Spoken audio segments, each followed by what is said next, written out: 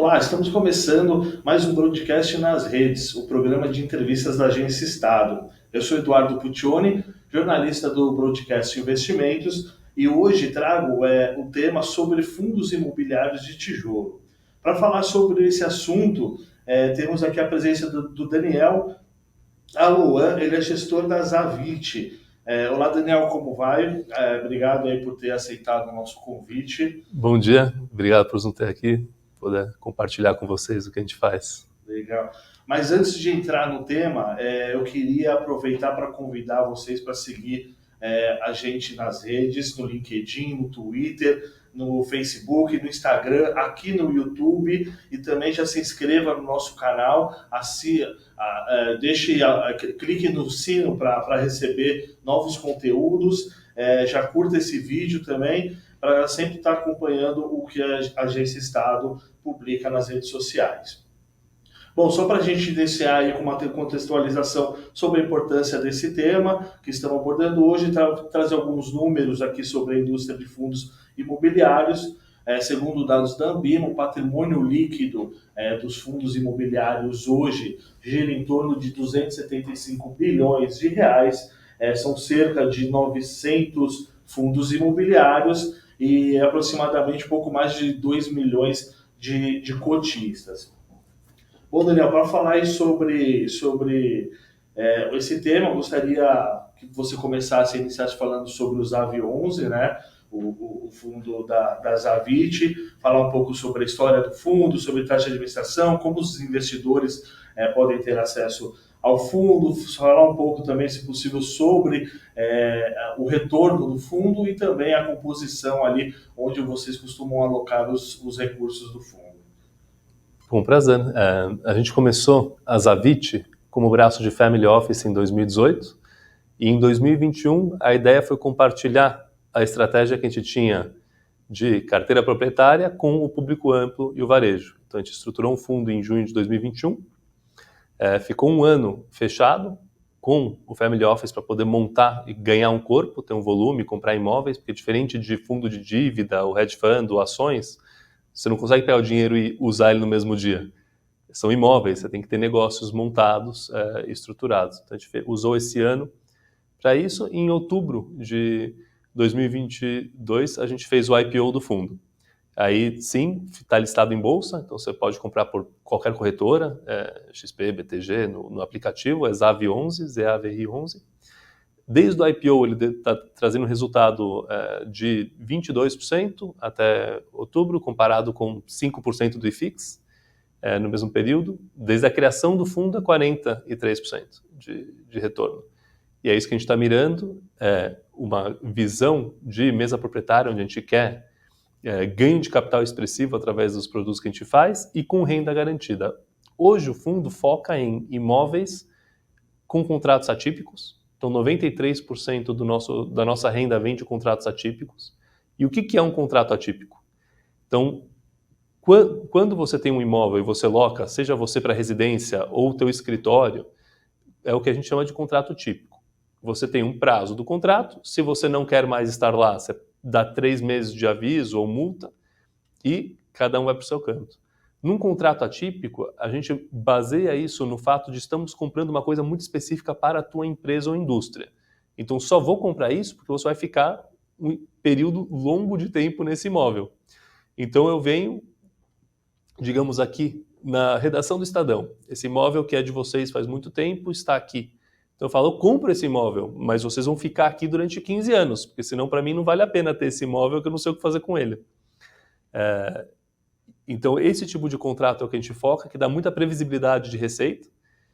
O prazo médio do nosso fundo hoje é de 11 anos e meio, então é um dos prazos mais longos que tem no mercado. Então, imagina que 93% do contrato tem o prazo médio do fundo é de 11 anos e meio, está meio que carimbado qual vai ser a receita do fundo, cada ano subindo por inflação, corrigindo por inflação os contratos. A gente compra imóveis com aluguéis altos comparado com o valor de compra, então a gente aproveita oportunidades específicas de mercado, com créditos bons de empresas conhecidas, e através disso, usando um pouco de alavancagem, a gente consegue trazer um resultado expressivo para o nosso cotista.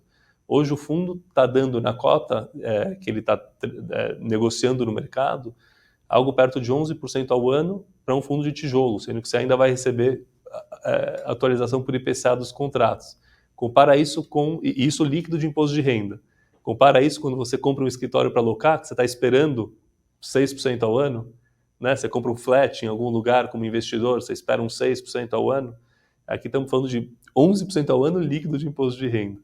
Então é isso que a gente gosta de fazer. E hoje o fundo tem logística, é 50% do fundo, 40% do fundo é industrial, 9% são lajes comerciais, e 1% em renda urbana, que são lojas.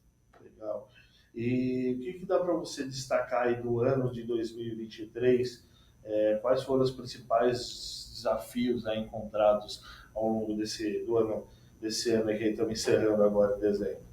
Um desafio que a gente contratou para nós mesmos foi que a gente comprou esse conjunto de lajes comerciais na Tabapuã, lá no Itaim. Então, compramos de acordo com o perfil do fundo, já são lajes que estavam locadas, só que estavam locadas a R$45 o metro, que é muito barato para a região. Então, a gente comprou esse portfólio e o nosso desafio foi ir substituindo ou subindo a locação de todo mundo que estava lá.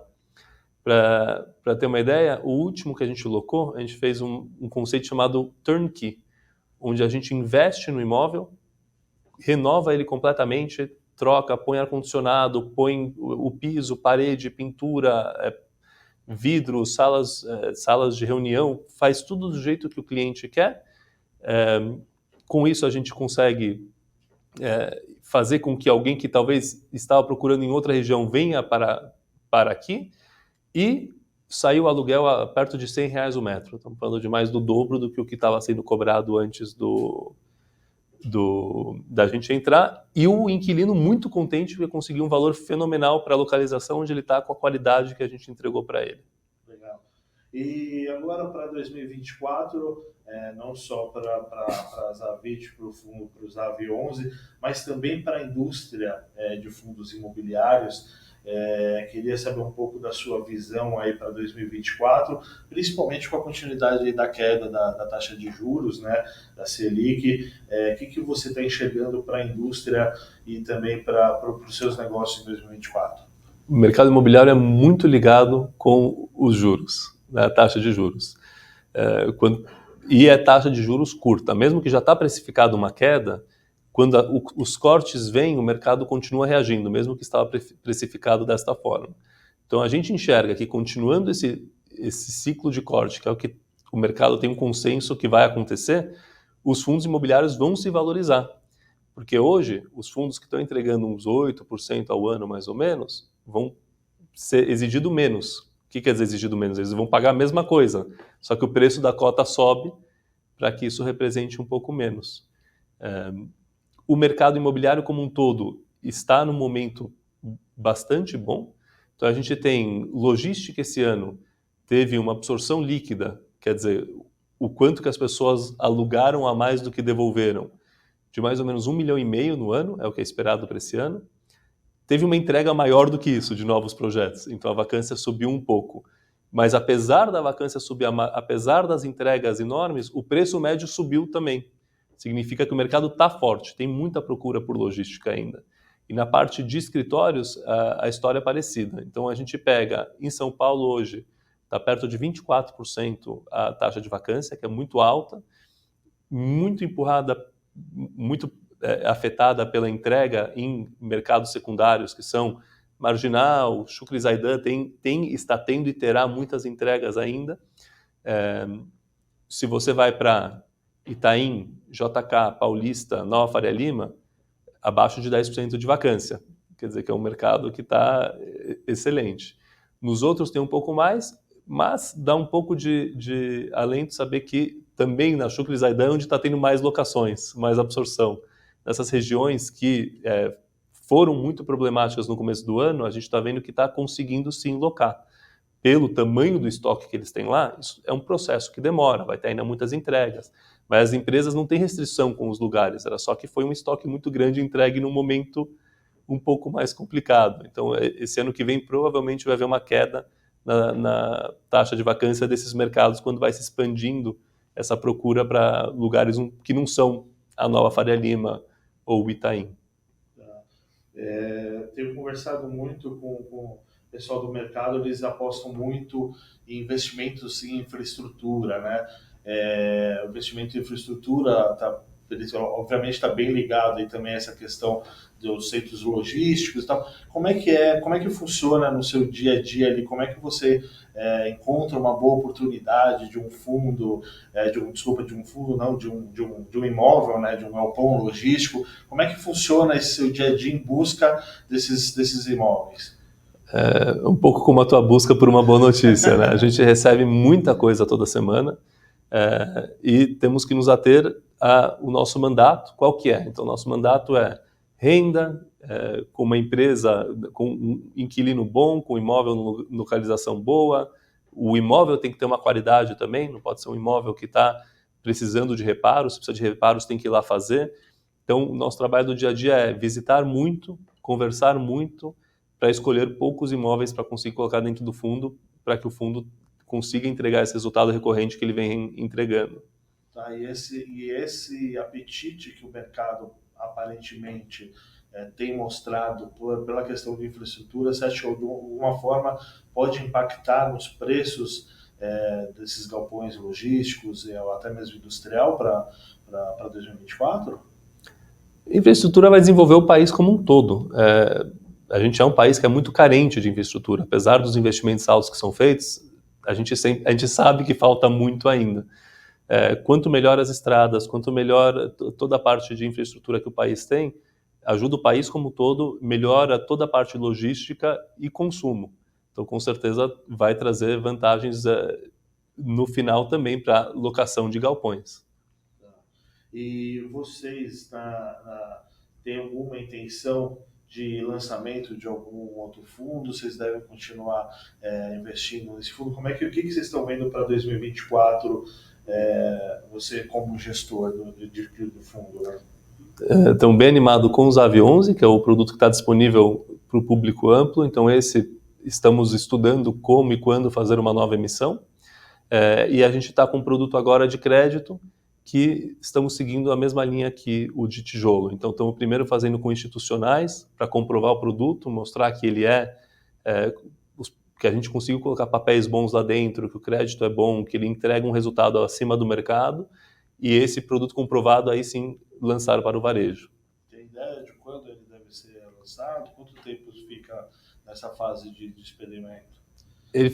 A nossa ideia é deixar 1 ano em experimento. Então, provavelmente no terceiro trimestre do ano que vem é lançar esse produto para o público. Vai estar já listado em bolsa, já vai estar rodando, mas demora um pouco mais para a gente realmente fazer uma captação no público amplo. E a captação que vocês estão prevendo aí para o primeiro trimestre do Zavi 11, vocês já têm algo focado em investimentos, vão captar e depois vão ver onde vai investir, ou já tem tudo planejado, então já está programado para o primeiro trimestre fazer uma captação? Sim, a gente tem um pipeline de projetos que a gente já analisou e já foram aprovados, e é isso que a gente está fechando agora no final do ano, para no começo do ano que vem estruturar a captação.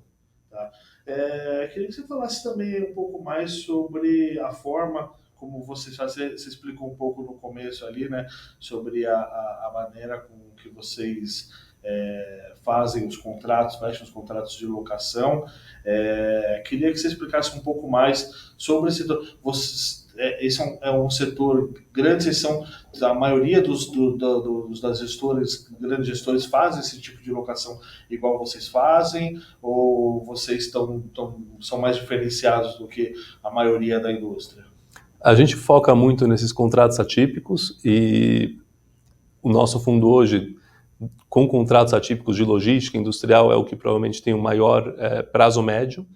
Tem outros fundos que também rodam contratos atípicos com prazos um pouco menores que o nosso, e isso varia muito de onde estão localizados os teus galpões. Então, os nossos galpões, por serem... tem aqui em Guarulhos, mas temos também em Minas Gerais, em outros estados, é importante ter essa receita recorrente garantida para não ter que encarar algum ciclo de mercado.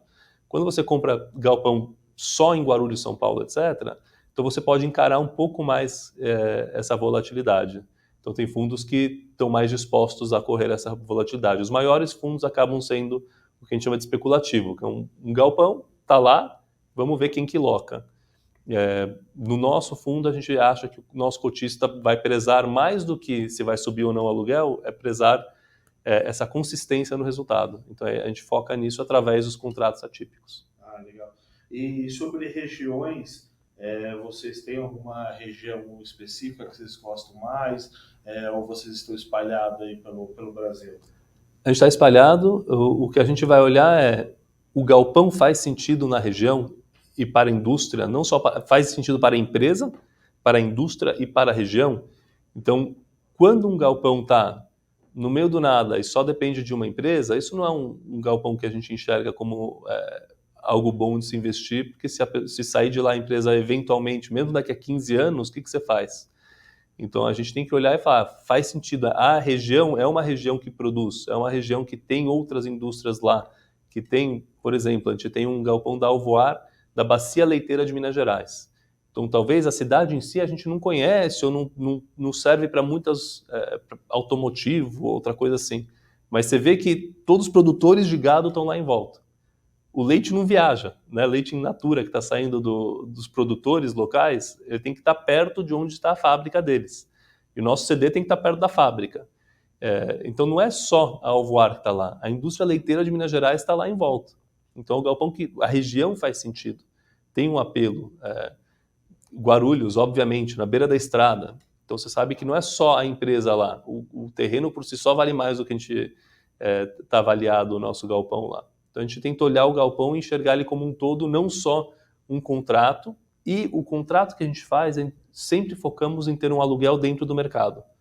Não adianta eu falar, tu foi num contrato atípico e é o dobro do mercado porque o cara vai ter que pagar e não pode sair. A gente tem que ter um contrato que faz sentido para o nosso inquilino também. Então, é um contrato que ele chega todo dia e está tranquilo, que é isso que ele quer mesmo. Ele quer pagar aluguel e usar o imóvel e aproveitar do imóvel para fazer o negócio dele.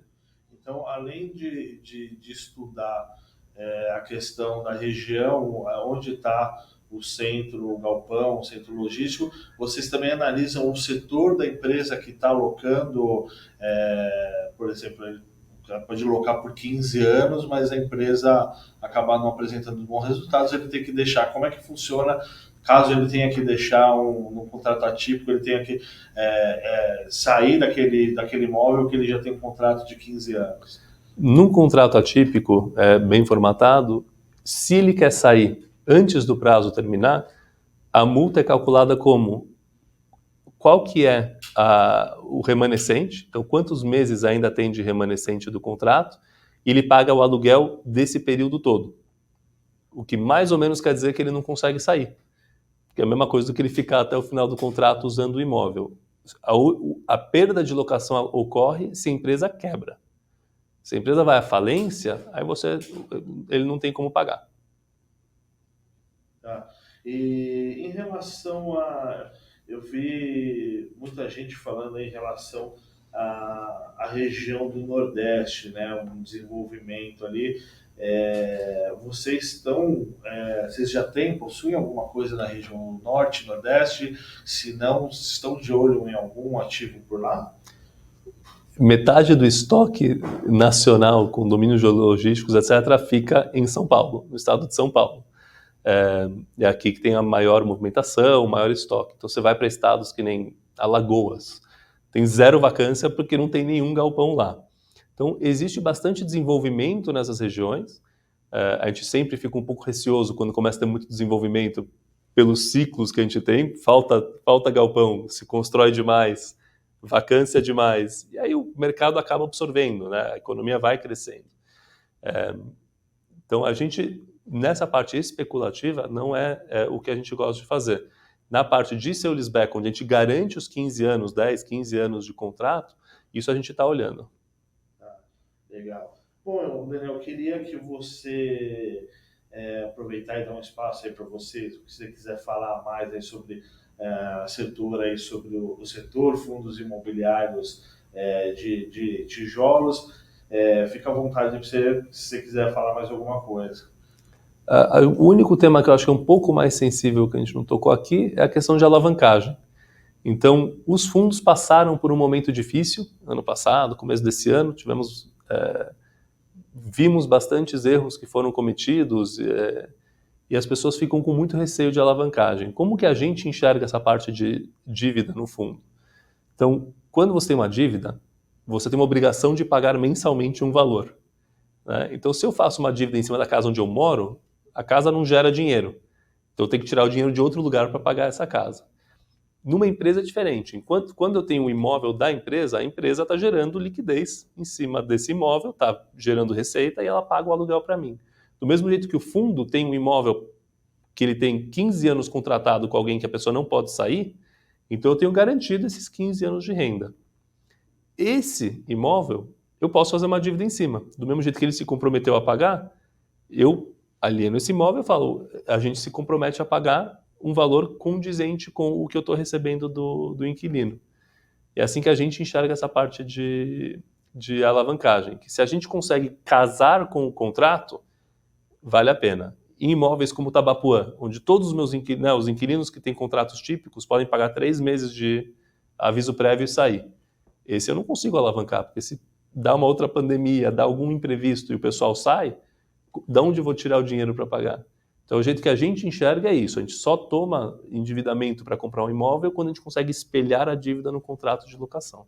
Mas essa questão de alavancagem ela está muito atrelada, é algo que é comum, é uma coisa mais corriqueira no mercado, ou é algo que veio justamente por questão da pandemia, agora tivemos questões também de guerra, falta de componentes no mercado e prejudicou a indústria como um todo. Isso é algo mais relativo à pandemia que ocorreu, uma questão de alavancamento mais dos fundos? Não, acho que o mercado imobiliário como um todo tem uma certa alavancagem, né? Cada um confortável com algum nível ou outro de alavancagem. Especialmente quando você tem esse retorno recorrente, essa receita recorrente, então você pode se dar o luxo de fazer uma alavancagem. E a ideia não é só fazer uma alavancagem para comprar um imóvel maior, e sim para melhorar o retorno para o cotista. Porque se você faz uma alavancagem muito mais barato do que o aluguel que você está recebendo, proporcionalmente, então você consegue dar um retorno ainda melhor para o cotista em cima do dinheiro que ele colocou com você. Sempre usando parcimônia, sempre tomando cuidado para os níveis estarem saudáveis, mas isso você entrega para o cotista um resultado. Legal. Bom, Daniel, eu queria agradecer sua participação no Broadcast nas Redes. A gente poderia aqui continuar conversando por mais tempo sobre os fundos imobiliários, temos muita coisa para falar ainda. Queria agradecer por você ter vindo até aqui, gravar com a gente. Queria aproveitar também, lembrar vocês que estão assistindo a gente para seguir a Agência Estado nas redes sociais. Gente, muito obrigado. Obrigado, Daniel. Até uma próxima. Muito obrigado. Boa tarde.